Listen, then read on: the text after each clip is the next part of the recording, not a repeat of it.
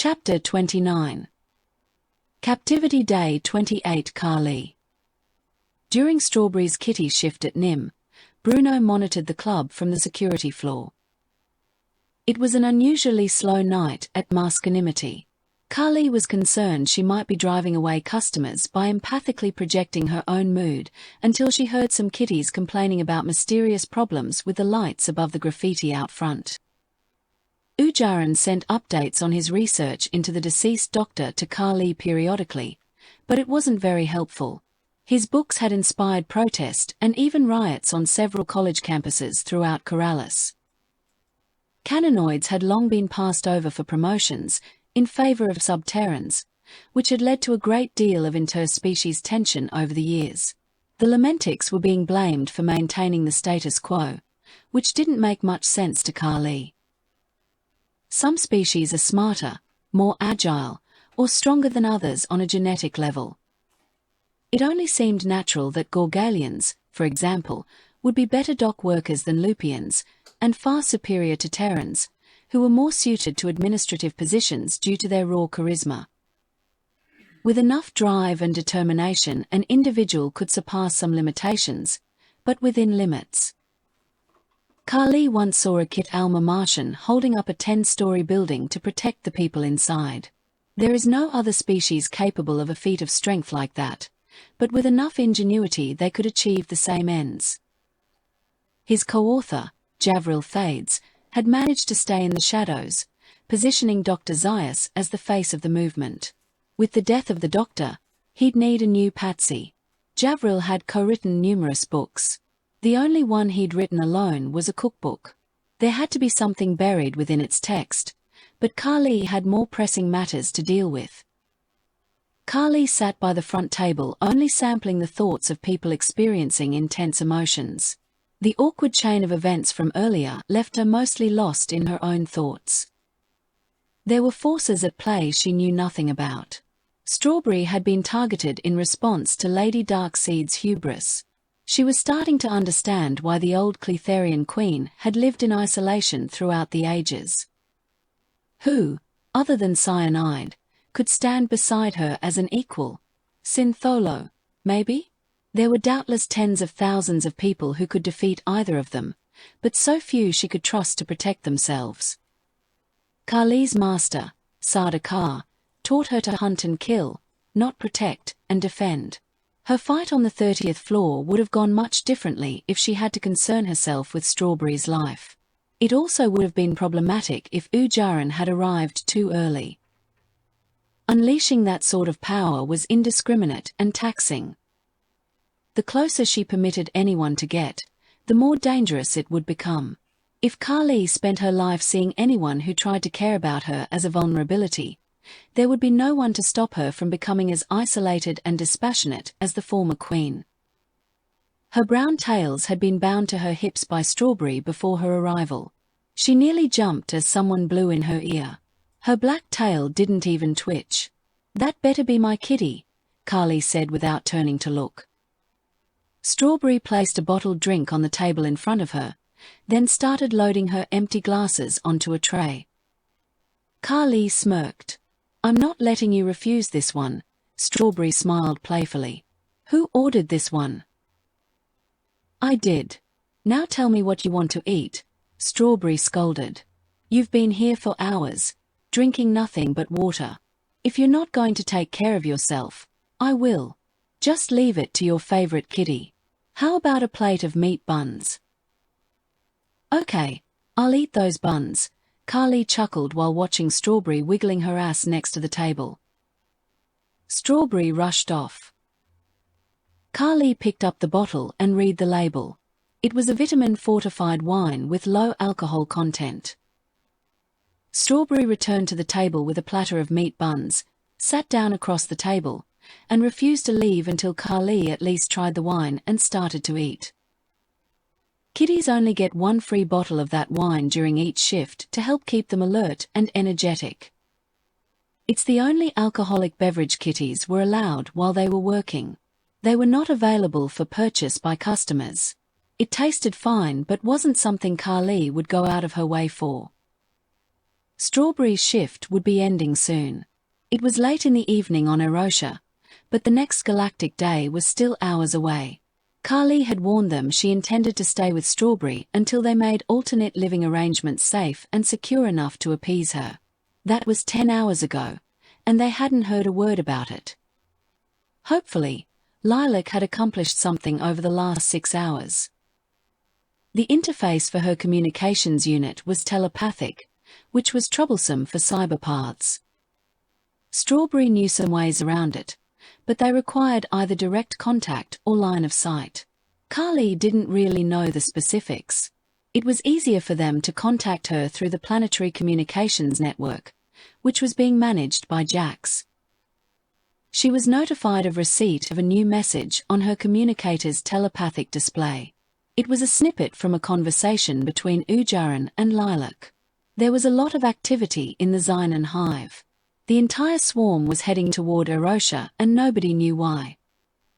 Carly let him know their species destroys any of their own whose psyches have been corrupted by contact with alien minds. If Carly investigated, it would just result in more deaths.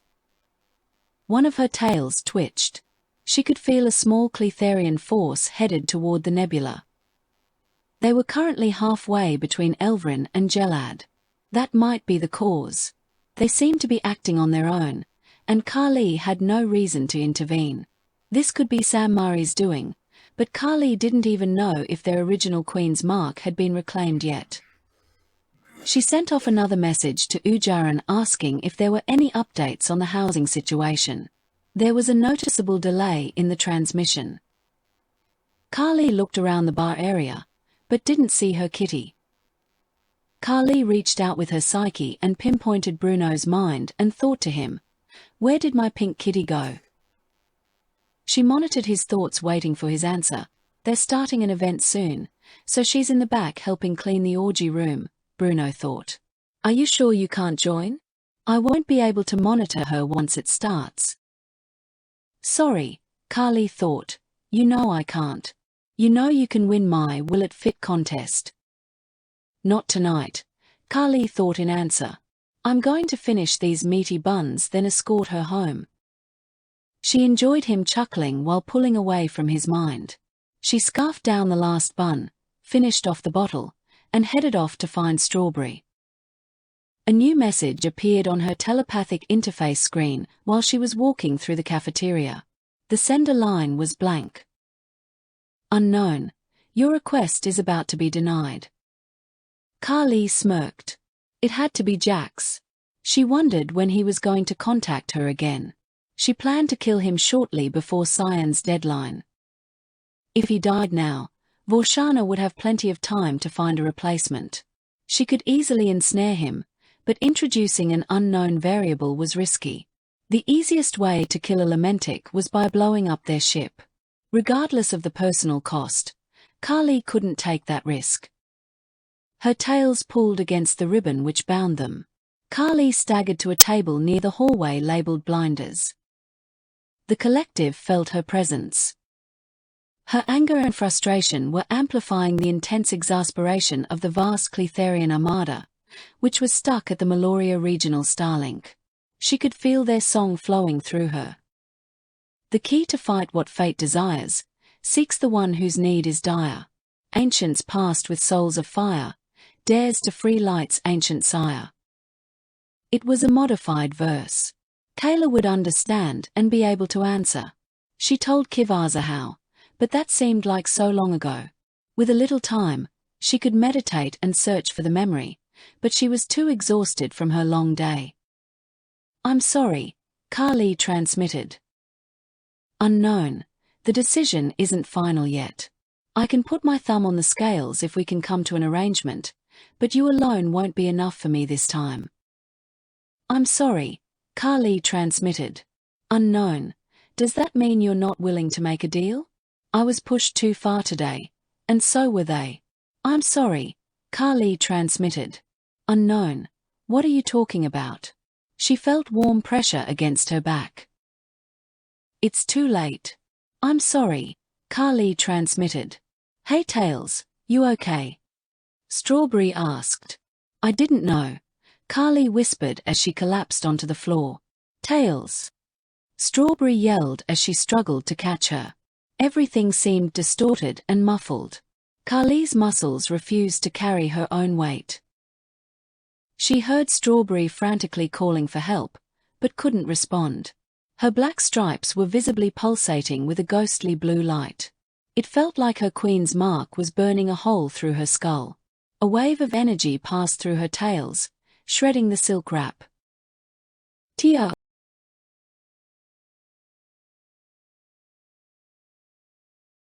Tia!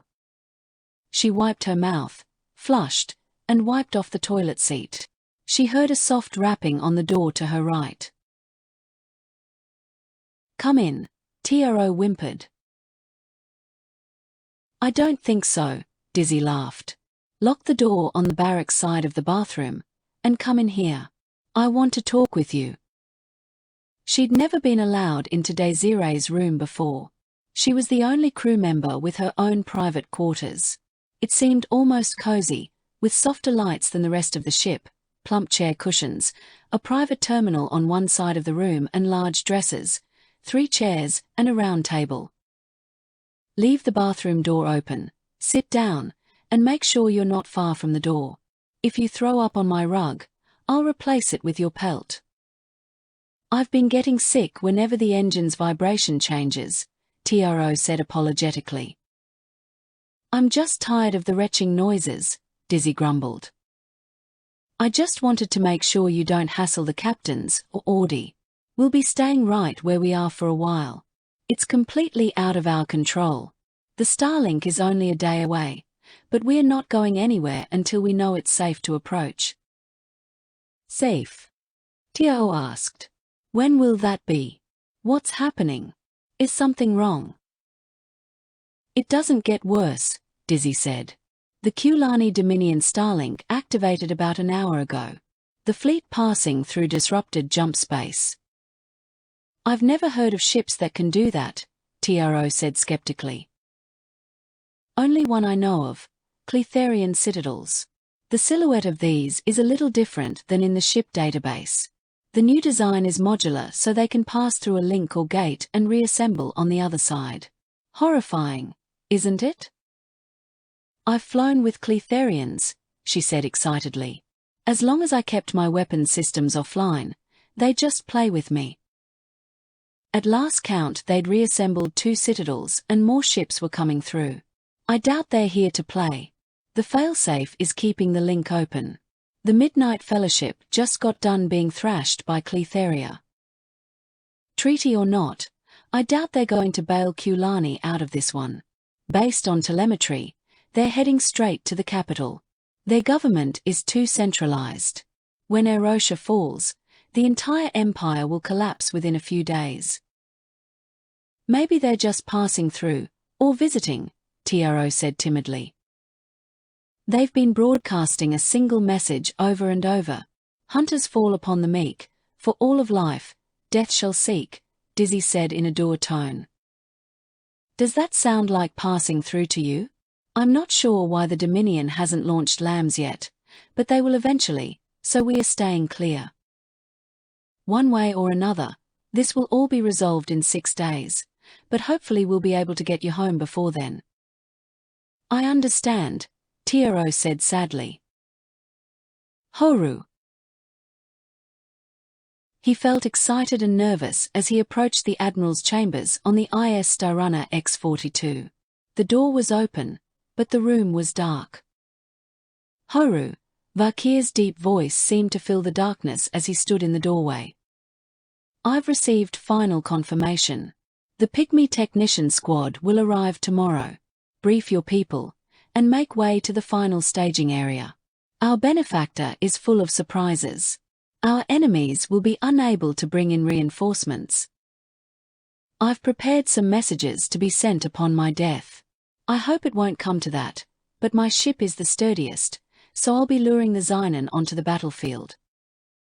Admiral, Hoaru said with determination, please reconsider. You're too important to the rebellion. Please let me lead the charge. Let me command the Starrunner. I'm an old Karzan, Varkia said with unusual fondness. If you want to honor me, build me a statue and survive to lead the next generation. Attempting to wear down the elder feline's resolve had failed time and time again. He just wanted to plead his case one last time, but from the moment he stepped into that doorway, his well-rehearsed speech had fled from his head.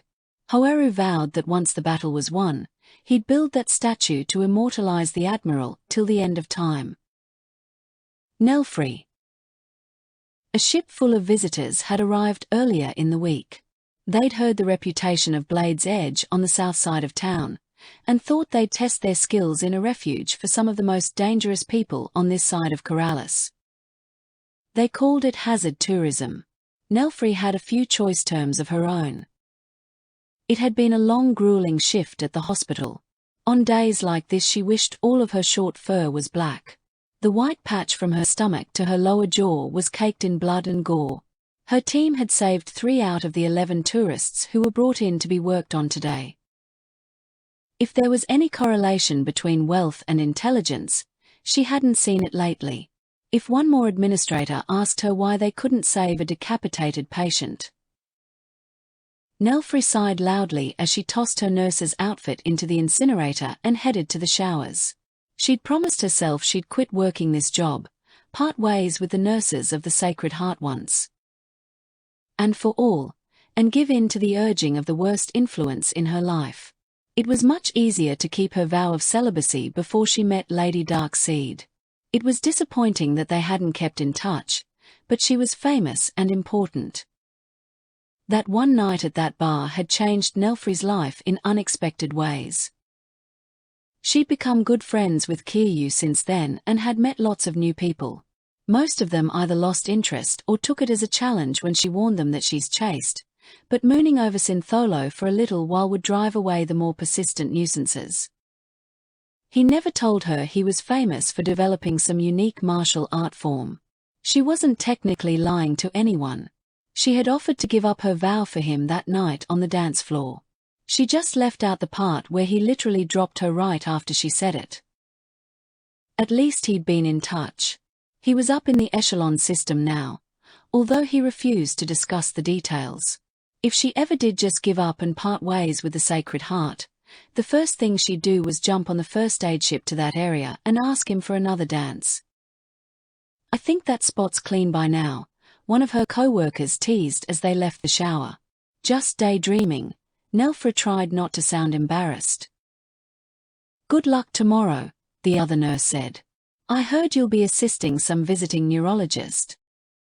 They must have updated the duty roster without telling her. Again. Well, at least she wouldn't be spending another day like this. Unfortunately, she'd have to cancel her plans out with Kiryu. If she was going to be assisting with brain surgery, she needed to be fresh and alert. Kiryu. Mistress Kiryu, a silver-haired, onyx-black-skinned woman said from the doorway. Kiryu's ear twitched and her tail was still while she finished recording her calculations. The Dareth woman waited patiently. Kiryu moved the displayed image out of her way and looked up from the three-dimensional modeling interface. "Jika, I need you to have 2 more hides to the stretchers," Kiryu said. 1 silver-furred Hujin and 1 plasma wolf. Make sure they take care not to damage the gland under the plates on the wolf this time. "Yes, Mistress Kiryu," Jika answered. "We've received 2 more orders and Mistress Bruja requires your presence. Signal her to let her know I'll be back on the sales floor as soon as I can file this helmet design." "Is that one for Mistress Bruja or the Dominion Distribution Project?" Jika asked. A-room features vary too much from other canines, so I thought I'd make some new parts for the modular kits. "Does this have something to do with your new friend?" Jika asked with a smile. "What new friend?" Kiryu asked. "That A-room woman who met you at the shop a few days back. She was well dressed, but arrived in a cab." "She's not a new friend," Kiryu flashed a wolfish grin. "She had a rough day and just wanted us to get an early start on the night, and she doesn't drive." A beep sounded from Kiryu's wristband. She opened the drawer where she stored her tablet while working and pushed a button on the side of the bracelet. "Well, so much for my plans for the night," Kiryu grumbled. "I'll probably be staying late to try and finish this up." She disabled the project viewer. "Let's not keep Mistress Bruja waiting." Last-minute cancellation, Jika asked as they walked down the hallway from the design and production area toward Bruja's office and the sales floor. "She's a nurse. It happens," Kiryu shrugged. "You two seem so different. How did you two meet?" Jika asked. Lady Darkseid wanted to have some fun before shipping out, so reached out to a few people she met in the area. "I think I remember her," Jika remarked. "The three-tailed Terran, right?" "Yeah," Kiryu scowled. "I wonder what ever happened to her. It's been months." "You kept in touch?" Jika sounded surprised. "Last time I heard from her, she was heading up to Kulani space. A couple weeks later we started getting special requests for those cosplay masks. I'm not sure if I want to thank her for the extra income or smack her for all the extra labor," Kiryu snickered. Jika forced herself to smile as she opened the door to the office. Bruja was sitting behind the manager's room in the shop's back office. She'd always been pale for a sham Farian, but she looked as white as a lamentic. Her head was lowered and her hands were knotted in her raven-black hair. "Jika," Kiryu said sternly, "I need you to keep an eye on the sales floor. If anything important comes up, come talk to me." "Yes, Mistress Kiryu," Jika said, then marched out of the office. "What's wrong?" Kiryu asked, rushing to Bruja's side. Her finger twitched toward the terminal on the desk. There was an Information Society news feed playing. There were reports of a major Cletherian incursion into Kulani space. Kiryu rested her hand on Bruja's shoulder and said, "Take care of yourself, and I'll take care of everything." "Thank you," Bruja muttered. "I'm not your best bitch for nothing," Kiryu said firmly. "If things get bad and you need me to close down early, just beat me." Bruja nodded without looking up. Sato Cho.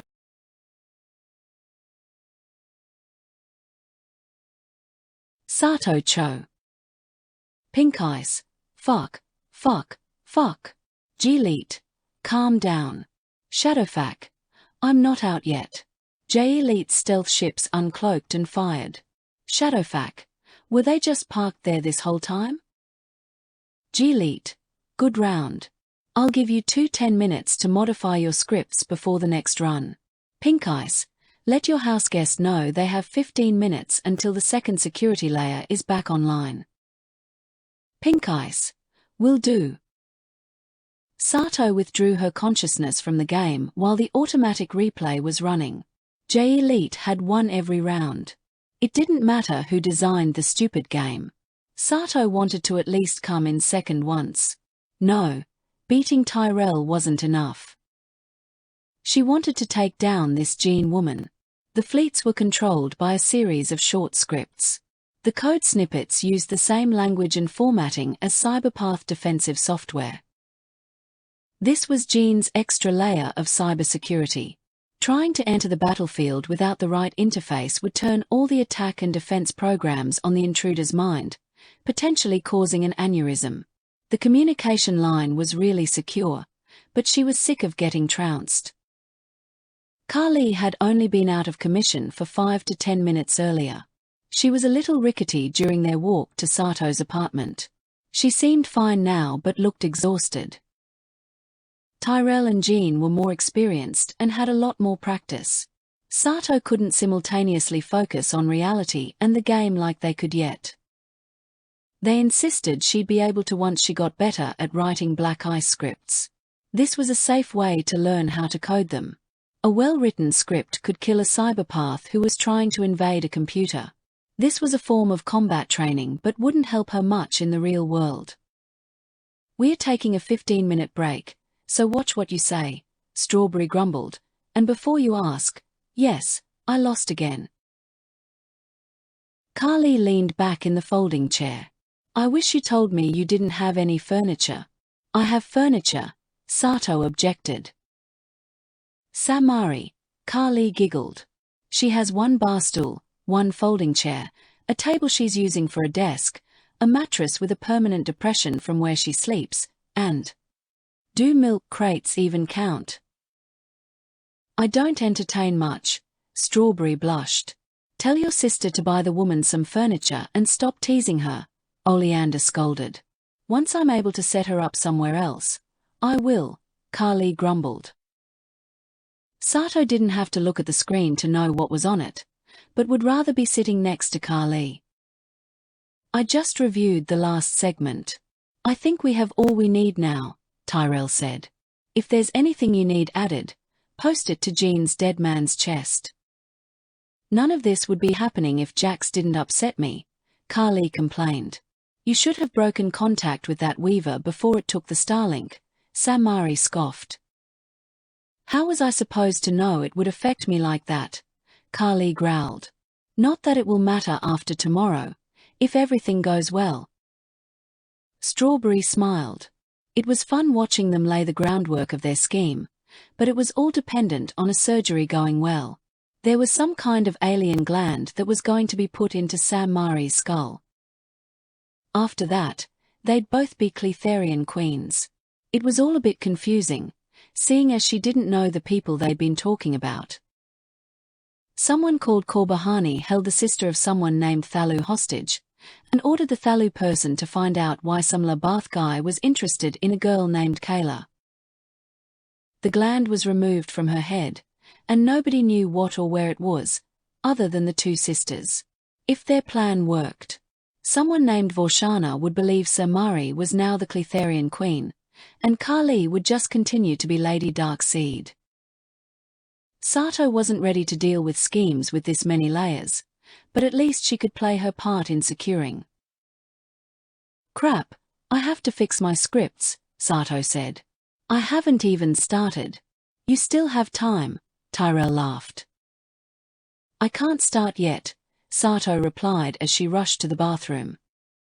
When she got out of the bathroom, Carly was standing by the kitchen holding a folded piece of paper.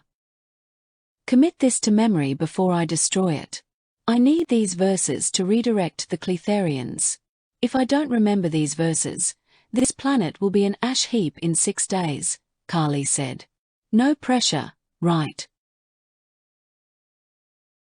Sato looked at the writing on the paper. Only the children of the past can ensure salvation asked. For the time has come to pass, ancients walk through seas of glass. As worlds are linked to and fro, the eldest of the races go. When the last guardian stands alone, an empire is born of golden glow. I'll record it somewhere safe, she assured Carly. Thank you, Carly smiled warmly. By the way, I was thinking, I'd like to learn how to defend myself. Can you teach me? Do you know how to run and hide? Carly asked. Yeah, Sato smirked. Start with that, Carly said.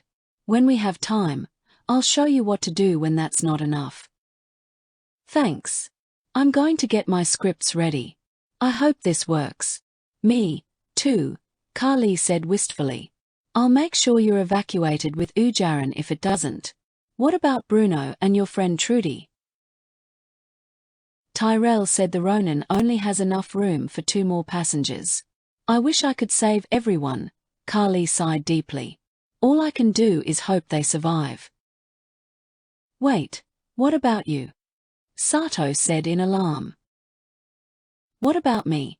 Carly smirked. I'll be leaving with the Cletherian fleet once I've learned what it feels like to watch a world die. That's horrible, Sato gasped. It's a lesson I can share with the collective once it's all over, Carly scowled.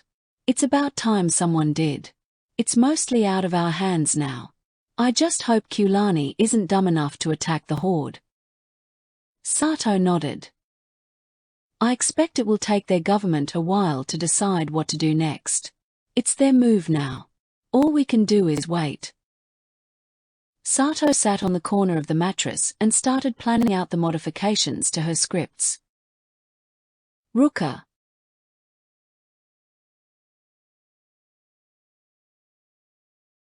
Ruka. She'd been brought deep under the temple complex. Ruka had an excellent sense of direction, but she'd nearly lost her bearings twice while following the small drone into the bowels of the planet. The lighting in the poorly maintained subterranean corridors flickered slightly. The drone stopped in front of a wide blast door that had yellowed slightly with age, but had clearly once been pearly white.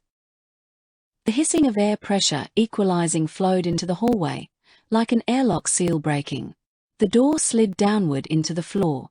There was a dim light at the end of the long tunnel that laid beyond the open portal. She could hear distant voices as she continued following the drone. She'd been ordered to follow the drone to its destination, but hadn't been given any useful information. Using her Kobe Tamj, she numbed most of her senses and focused on her hearing. The Praetorian, and whoever she was talking to, were talking about ravens, smiths, guardians, prophesies, and broken timelines. Most of it meant next to nothing to Ruka, and the last time she'd taken action based on things she'd overheard, the personal consequences had been pretty harsh. Someone said the name Javril. Lady Darkseid's recent murder of Dr. Zaius must be related to their discussion. That woman was a menace. Ruka continued listening in as she followed the drone down the hallway. It was interesting to hear people arguing with the Praetorian prefect, even if it struck her as mostly semantics. Sure, there was a difference between extortion and blackmail, but it didn't seem to be worth having a heated argument. As she closed in on the end of the corridor, things became clearer. Someone connected to the national leadership had tried extorting Lady Darkseid, who responded with blackmail, threatening to destroy the Kulani Dominion in 6 days' time. Ruka shook her head in irritation. Why would they take such a preposterous threat so seriously? Just stick her back in containment and keep her there until she starves to death.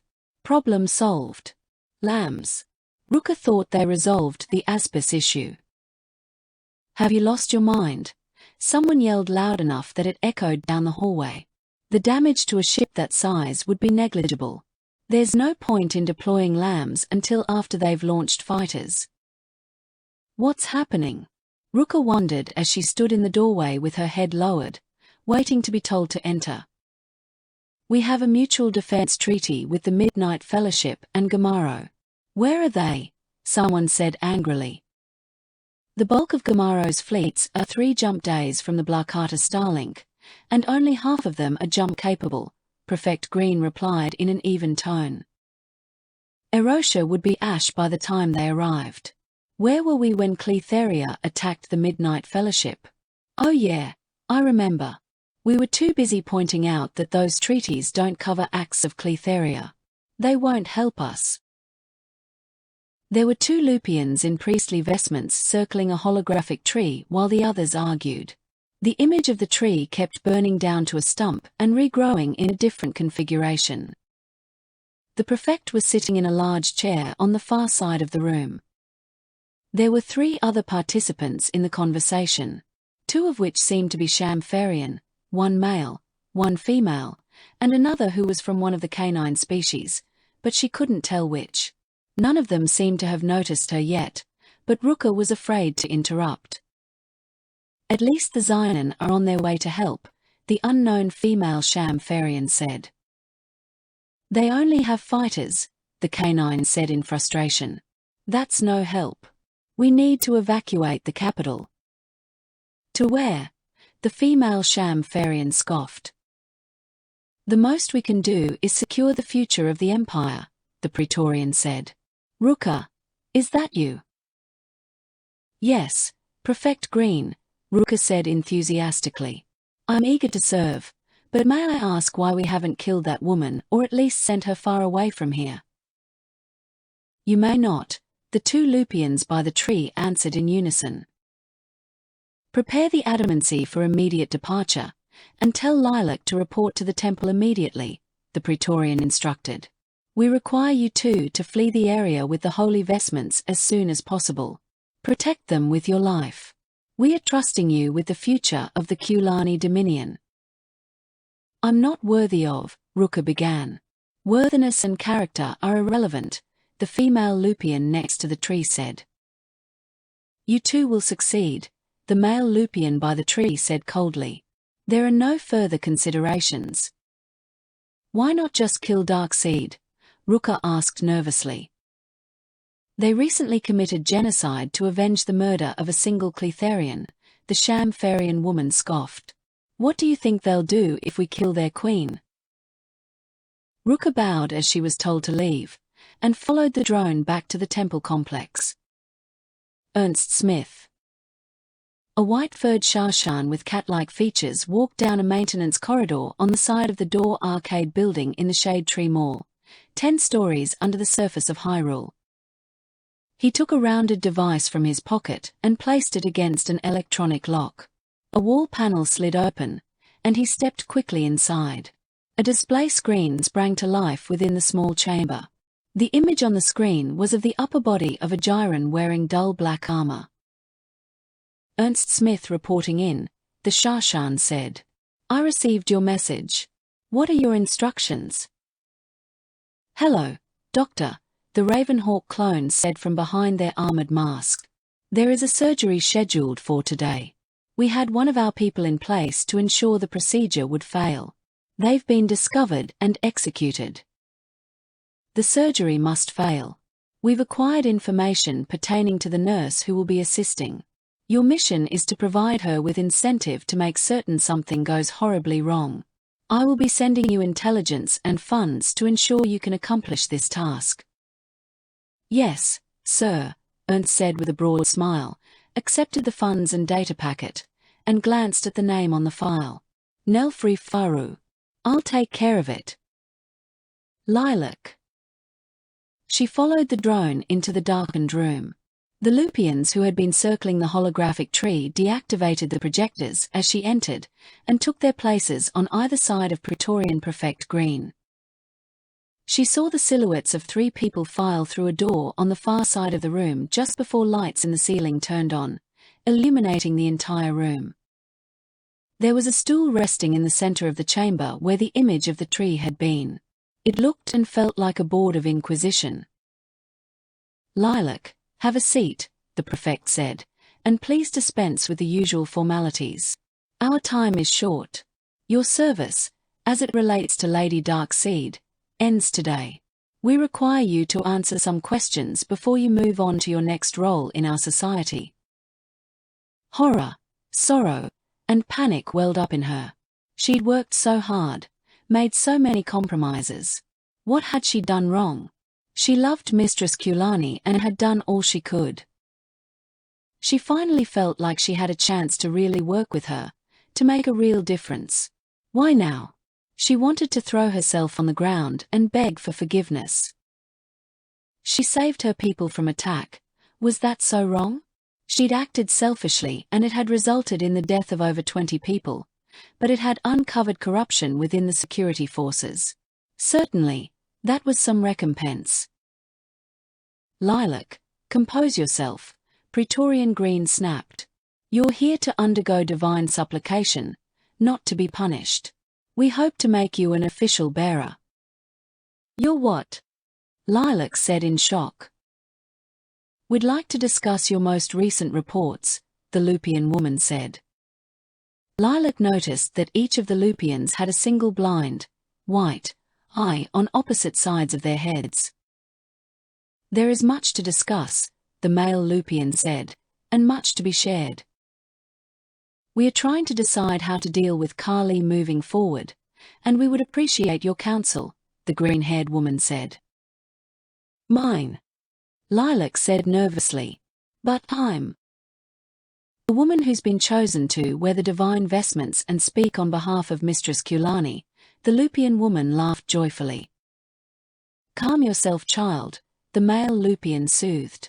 You will undergo the final stage of divine supplication, when we decide you're ready to learn the truth behind Kulani. Was this what Kali and Ujaran trying to tell her, the reflection beyond the rainbow? If you'll be standing in for Mistress Kulani when you're called upon to do so, you must be able to stand tall, the Lupian woman added. My name is Vorshana, the Praetorian said. I'm Maze, the Lupian woman smiled. I am Mistress Kalani's most trusted advisor, the male Lupian said. You may call me Balrath. His words felt deceptive. That wasn't his name. Mistress Kulani isn't a single person or a dynasty. She's an ideal. Whoever wears the robe is Mistress Kulani while wearing it. It's an ideal, and whoever wears the robe must personify that ideal, Maze said insistently. If someone like Lady Darkseid killed a bearer and took the robe for herself, she would be seen as Kulani by the people, Vorshana said gravely. You are to be sent away with it to keep it safe from her, Balrath said. As long as it is safe, Mistress Kulani lives on. Lilac gawked. She'd spent her life worshipping a beautiful lie. Unless we can find a solution in 6 days, Maze said in a solemn tone, 3 Cletharian citadels will arrive here, devastate our homeworld, and the Kulani Dominion will collapse. Our people, way of life, and the legacy of Mistress Kulani will all be lost, forever. There's always one woman who is the prominent Kulani. I've only been permitted to wear the robe for 3 years. My mother was a bearer for 130. An Erinarax woman became the prominent when my mother discovered she was pregnant. Most women who put down the vestment under those conditions never pick it back up. Instead, they marry, fall in love. My mother did none of that. She returned to her role. She insisted the robe wore her, not the other way around.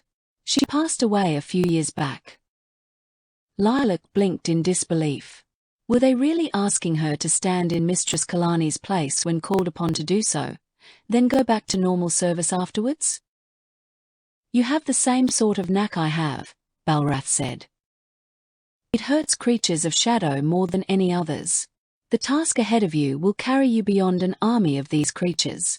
As long as your light shines, they cannot harm you.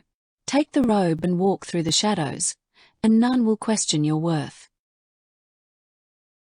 I'll do it, Lilac insisted. Now that part is settled, I have a tree to trim, Balrath smiled wolfishly.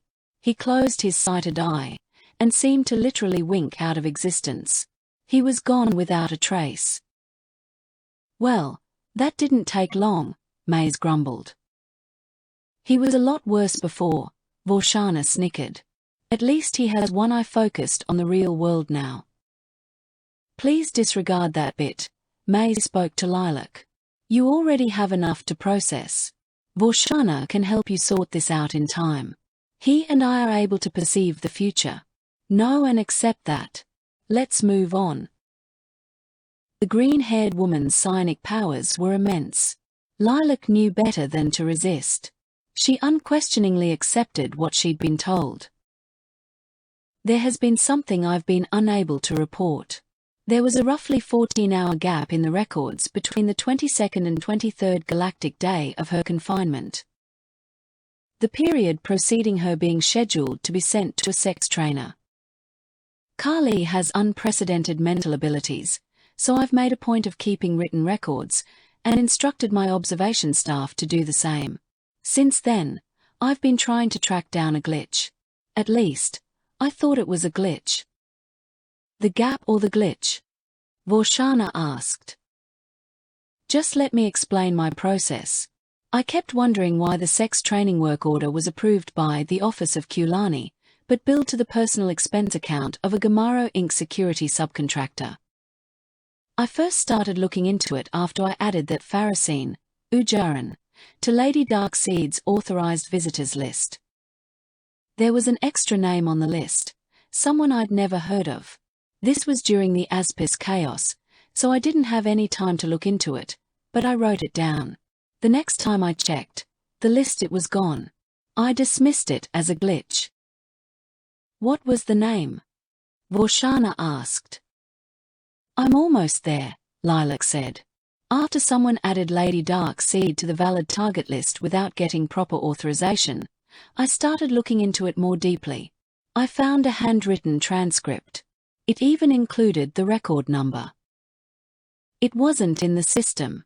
Something weird was going on, so I tried opening up a test file. I entered. Lady Darkseid played a game of jacks. It was deleted right after assigning a record number.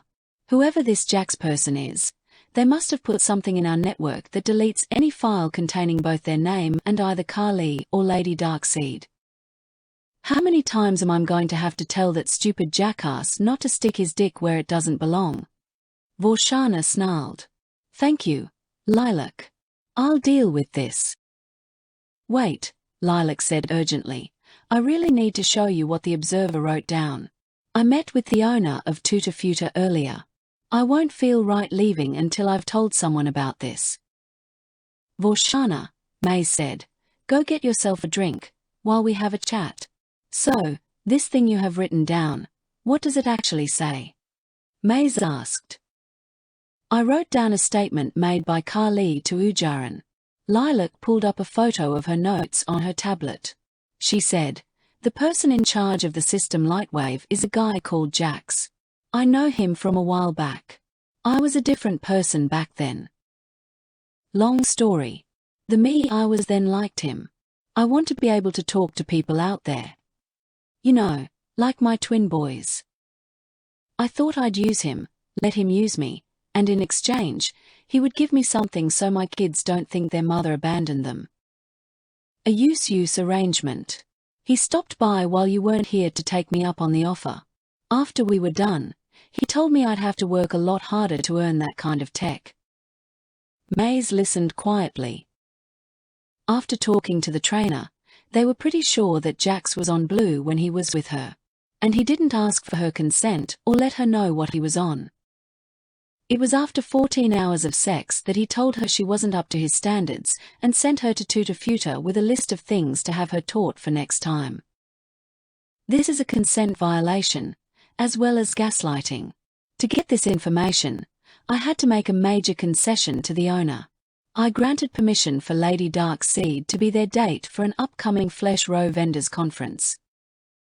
I think we can arrange something, Maze responded, assuming the planet is still here. Lilac nodded. If you were in our situation, Maze asked, how would you deal with Kali? She's the reason Cletheria is coming. Last time I spoke with her, she was talking about wanting to help the local population and even the families of the people who attacked her. She also complained about her money being taken. This doesn't make any sense. I think you should try talking to her, at least understand why this is all happening.